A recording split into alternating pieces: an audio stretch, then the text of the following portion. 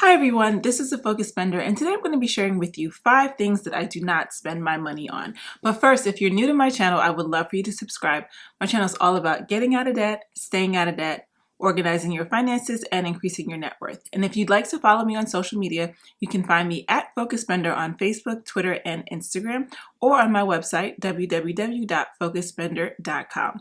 Now let's get started. So a while ago, I got a video request on my Instagram page asking me what are the things that I do not spend my money on? So I thought I would talk about that today. I know that there's so many people that will tell you things like, well, don't spend your money on coffee and don't spend your money on this and that or whatever. But for me, like coffee is not even like a realistic thing because honestly, before the last 4 years, I barely drank coffee and I only drink coffee now as much as I do because it's free at work. So I want to say the things that I don't spend my money on, but I want to preface this by saying, even though these are things that I normally don't spend my money on, there are definitely times when I would purchase these items or, things just happen. I'm human, but these are things that I generally stray away from. So here is my list. So the first thing I don't spend my money on is bottled water. So my sister, no shade, she likes to buy the 24-pack bottles of water. And I'm like, why would you spend your money on that? I know it's only a few dollars,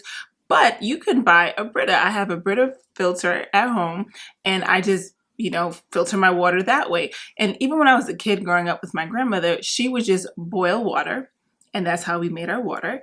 And at some point we graduated and bought a distiller. Someone bought a distiller for her, so she had a distiller in the house and we would just distill the water.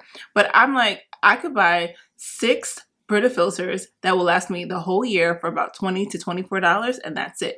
Now, I should also caution you to say that if you live in a place like Flint or some other place where the water is terrible, you could completely ignore this whole segment. I live in New York where we like to say that we have the best tap water ever. So for me, drinking tap water and then filtering it on my own is perfectly fine.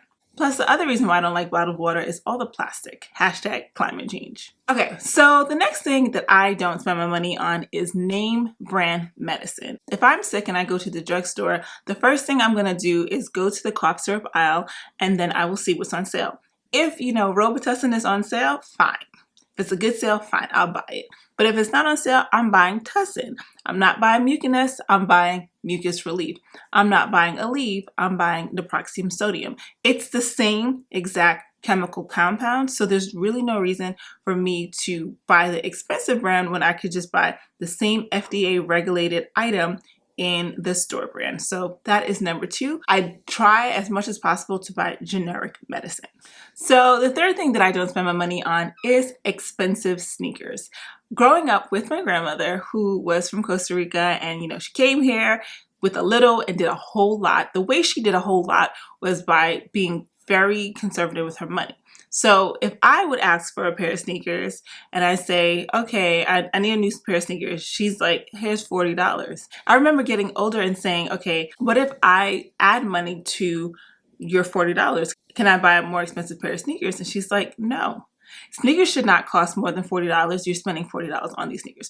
Do not come into this house with sneakers that cost more than $40. Like, she didn't care whose money it was. She was not about spending more than $40 on a pair of sneakers. So now that I'm a fully grown adult, I am so stuck in that same mindset. I've pushed my limit a little bit higher, so I typically spend $50, sometimes, I don't even know, $50 to $60 on a pair of sneakers.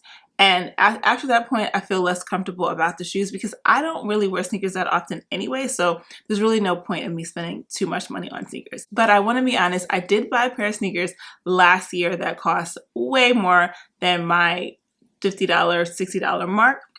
And honestly, I still barely wear those sneakers. They're comfortable, but I barely wear them. And actually one time I wore them and I fell. So it's like, maybe I shouldn't have bought those sneakers because they could be bad luck. Who knows? All right, so the fourth thing that I don't spend my money on is fast fashion. I like to think that I'm a pretty good dresser. I get compliments on how I dress going to work, but at the end of the day, I am no fashionista. I like to see what everybody else is wearing, and then I like to see how long they're wearing it. And if I see a whole year go by and people are still wearing that item, and it's like growing more and more in popularity, that's when I'll start buying it. Like, I remember when bootcut jeans were a thing. I just watched people like, okay, okay, okay. And then finally I bought a pair of bootcut jeans. And then next thing you know, my whole wardrobe turned into bootcut jeans. And then people stopped wearing bootcut jeans. And then people started wearing skinny jeans. And so I did the same thing. I looked, and I was like, okay, more and more people are wearing skinny jeans, more and more people are wearing skinny jeans. So I bought a pair. And then eventually my whole wardrobe became skinny jeans. And honestly, I just gave away my last pair of bootcut jeans last year. So God forbid it comes back into style, because I have nothing left at this point. So for me, I like to survey the land. I like to see what trends come in and what trends stick. And that's when I'll finally switch over and start buying it. So that's the fourth thing that I do not spend my money on. And the last thing that I want to talk about, which is the fifth thing, is bank fees. I don't want an ATM fee. I don't want a monthly fee. I don't want an overdraft fee, and I don't want a late fee. If I have to, drive or walk and go out of my way to get to an ATM that is for my bank, that's what I'm going to do. In terms of like monthly fees, like, I have no problem calling up a bank and closing an account. You're not going to charge me to keep my money. That doesn't even make any sense. It's my money. Why am I spending anything? And theoretically, like, when you look at it in the big picture, they're providing a service, yes, but they're also using your money to invest. They're making so much more money having you as a customer than you could ever with their interest that they're charging. So I don't pay monthly fees. Again, no ATM fees. I make sure that there's always enough money in my bank account so that I don't pay overdraft fees and I don't pay late fees on my credit card. My one credit card is always paid off in full every single month, so I never have to worry about any type of fees. So if you're someone who is struggling with bank fees, I want to make sure that you download my free guide, The 5 Payday Mistakes Keeping Your Savings and Investment Accounts from Growing. And I'll leave a link to it in the description box below. I hope you enjoyed this video. If you do, make sure to click like, thumbs up, share it with your friends. And again, you can find me on social media at Focus Spender on Instagram, Facebook, and Twitter. Thanks. Bye-bye.